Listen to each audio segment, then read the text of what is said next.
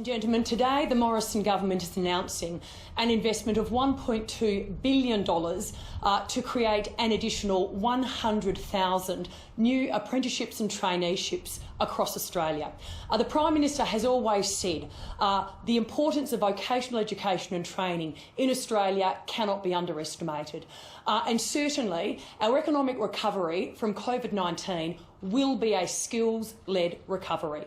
And that is why today we are announcing $1.2 billion in an investment in creating an additional 100,000 new apprenticeships and traineeships.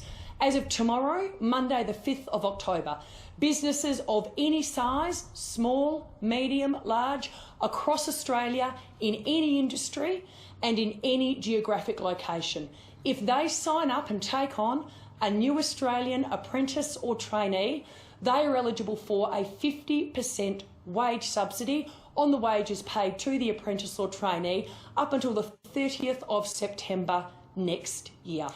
As I said, you cannot underestimate the importance of vocational education and training in Australia, and that is why the government is investing in this financial year approximately $7 billion to date across the vocational education and training system in Australia.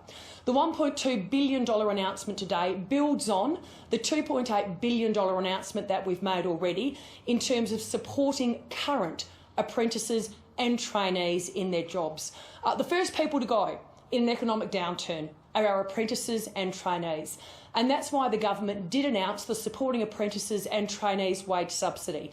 That is currently ensuring that around 52,000 employers are able to keep on the job in excess of 90,000 apprentices and trainees. When we went to the election last year, we said that as a government we would reform vocational education and training in Australia, and that is exactly what we are doing.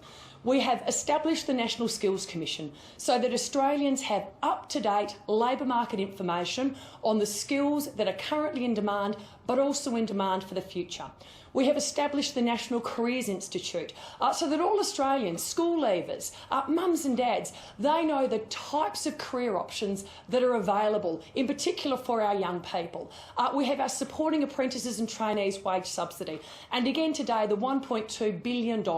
This is all about creating an additional 100,000 new apprenticeships and traineeships in Australia. This is also so important as we see so many young people will soon leave school at the end of this year and enter the labour market. And so for any of them who are thinking, I'd like to undertake an apprenticeship or a traineeship, what today's announcement does is give businesses out there of any size, small, medium or large, the confidence to take on that additional Australian apprentice or trainee.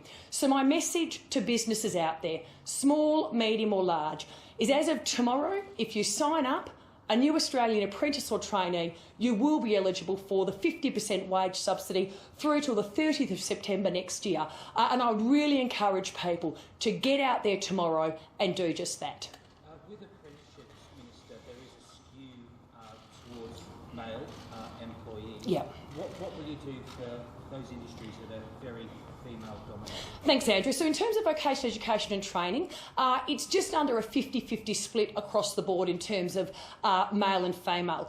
In terms of apprenticeships, and in particular trade apprenticeships, what we've seen over the last decade, pleasingly, is an increase in the number of females going into the traditional trade. So it's gone from about 16% to just under 27% in 2020. And so that's a very, very good thing. And in particular, you look at, say, the work that the Master Builders Australia has done. And we've funded, as you know, the Getting More Women into Apprenticeships within the construction industry, which has been an incredibly successful measure.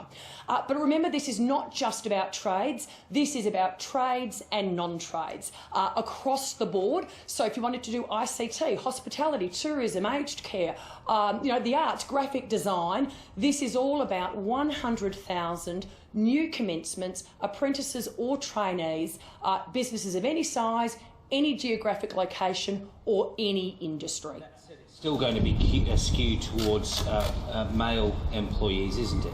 Not necessarily, no. I mean, pleasingly, in the last 3 months, with the 458,000 jobs returning to the economy, we've seen the majority of them go, as you know, to both women and to youth. And as I said, in the last decade, what you have seen is that increase from around 16% to just under 27% in the number of women going into those non-traditional roles.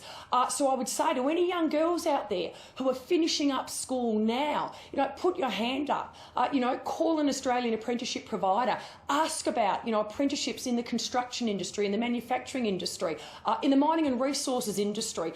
There are some fantastic opportunities, and in particular, though, with a $1.2 billion wage subsidy commencing tomorrow for 100,000 new commencements across Australia. This is a good thing for men and for women, but I would encourage young girls in particular, put your hand up, undertake an apprenticeship or traineeship. If it's such a good idea, will you expand it to other areas of the economy? Well, this is across the economy, and this is why we have been agnostic. It is businesses of any size, small, medium, large. It is in any industry across the economy, and it's in any geographic location.